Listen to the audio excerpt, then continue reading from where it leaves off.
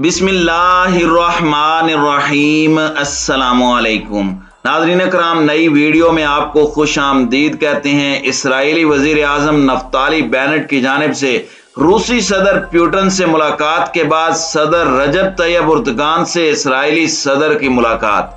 Ukraine और रूस के दरमियान जारी तनाज़े के हवाले से दोनों ममालिक सालसी के लिए रजामंद हो गए, जबकि तुर्की और इसराइल ने एक दूसरे से दोस्ती के हाथ बढ़ा लिए। एर्दोगान को इसराइल से दोस्ती करने पर शदीद तनकीद का सामना। फलस्तीन कॉज को भुला दिया गया, मुस्लिम उम्मा सरापा एहतजाज।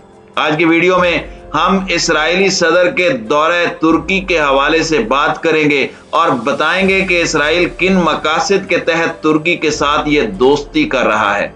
हम वीडियो की तफसील में जाने से पहले चैनल पर नए आने वाले दोस्तों से गुजारिश है कि हमारे चैनल को सब्सक्राइब कर लें, बेल आइकन पर क्लिक कर लें, ऑल नोटिफिकेशंस को ऑन कर लें ताकि हमारी नई आने वाली वीडियोस आपको बर वक्त मिल सकें। नाज़रीन कराम, तुर्क सदर रजब तैयब एर्दोगान की दावत पर इसराइली सदर आइजक हेrzog गुज़श्ता रोज तुर्की के 2 रोज़ा दौरे पर दारुल हुकूमत अंकारा पहुंचे हैं। हेrzog 2008 के बाद वो पहले इसराइली रहनुमा हैं जो तुर्की का दौरा कर रहे हैं। एर्दोगान ने जुलाई में दोबारा इक़्तिदार में आने के बाद हेrzog से 4 मरतबा फोन पर बात की है, जिसे इसराइली मीडिया की जानिब से ताल्लुकात में एक खुशगवार पेशरफ्त करार दिया गया। एर्दोगान और हेrzog के दरमियान मुलाकात के बाद मुश्तरका प्रेस कॉन्फ्रेंस में दोनों रहनुमाओं ने तवानाई से मुताल्लिक ताउन पर जोर दिया। मशरकी बहेरा रोम में रूस की जानिब से की गई ज़ेरे समंदर तहकीक और ड्रिलिंग के बायस उसके यूनान के साथ ताल्लुकात में तनाव पैदा हुआ था। ताहम सदर एर्दोगान का कहना था कि हम ताउन की बुनियाद पर इस तहकीक पर अमल दरामद कर सकते हैं। उन्होंने इस मौके पर यह ऐलान भी किया कि इसराइली सदर के दौरे के फौरन बाद तुर्की के वजीर तवानाई और कुदरती वसाइल और वजीर खारजा इसराइल का दौरा करेंगे। नाज़रीन कराम, एर्दोगान का यूक्रेन रूस तनाज़े का हवाला देते हुए कहना था कि हमारे खित्ते में होने वाली हालिया पेशरफ्त से एक मरतबा फिर तवानाई की सिक्योरिटी की अहमियत का पता चलता है। हमारे पास सियाहत, साइंस, जदीद टेक्नोलॉजी, सेहत, ज़राअत और दिफाई सनत में ताउन के बेपनाह मौके मौजूद हैं। सदर रजब तैयब एर्दोगान ने जहां तवानाई और इक्तिसादी शोबों में ताउन की बात की, वहीं फलस्तीन के मसले को नजरअंदाज नहीं किया। उन्होंने कहा कि मुलाकात में 2 रियासती हल से मुतालिक अपने मिशन को जारी रखने पर जोर दिया है। मैं फलस्तीनियों की समाजी और मुआशी सूरत हाल बेहतर बनाने पर भी तवज्जो दिलाई और इसराइली हुकाम की जानिब से तुर्क तंजीमों की हिमायत पर जोर दिया ताकि फलस्तीनियों की इमदाद की जा सके।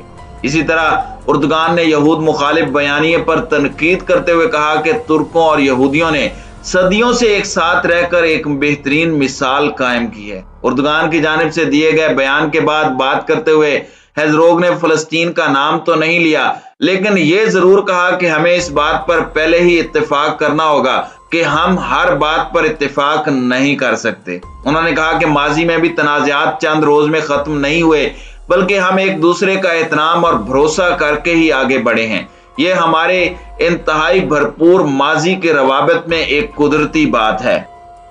नाज़रीन कराम, इस 2 रोज़ा दौरे पर दुनिया की नजरें लगी हुई हैं और उसकी एक वजह यूक्रेन बहरान भी है। दोनों ममालिक का ख्याल है कि वो मुज़ाकराती मेज पर दोनों फरीकों के दरमियान सालिस का किरदार अदा कर सकते हैं। ख्याल रहे कि यूक्रेन के वजीर खारजा और उनके रूसी हम मनसब ने तुर्की के शहर अंतालिया में 10 मार्च को मुलाकात की थी, ताहम वो मुस्बत पेशरफ्त नहीं समझी गई।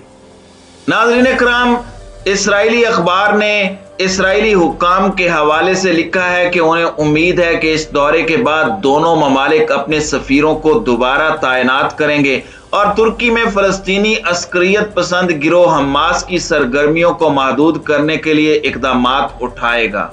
एर्दोगान के इसराइल से ताल्लुकात बेहतर बनाने से मुताल्लिक सवाल पर आलमी माहिरीन का कहना है कि तुर्की के इत्तेहादी उससे दूर हो रहे हैं और उसके मिस्र और अमेरिका के साथ मुश्किलात का शिकार ताल्लुकात है, खास तौर पर जब से अमेरिकी सदर जो बाइडन ने अपना दफ्तर संभाला है।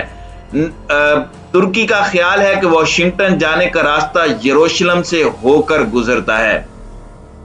اسرائیلی اخبار ہارٹس نے اپنے اداریے میں لکھا کہ اردگان نے اسرائیل سے ایک ایسے موقع پر تعلقات بہتر بنانے کی کوشش کی ہے جب ترکی ایک بدترین مالی بحران کا شکار ہے اور وہ خطے میں دیگر ممالک کے ساتھ اپنے تعلقات بہتر بنانا چاہتے ہیں، جن میں مصر سمیت دیگر خلیجی ممالک بھی شامل ہیں۔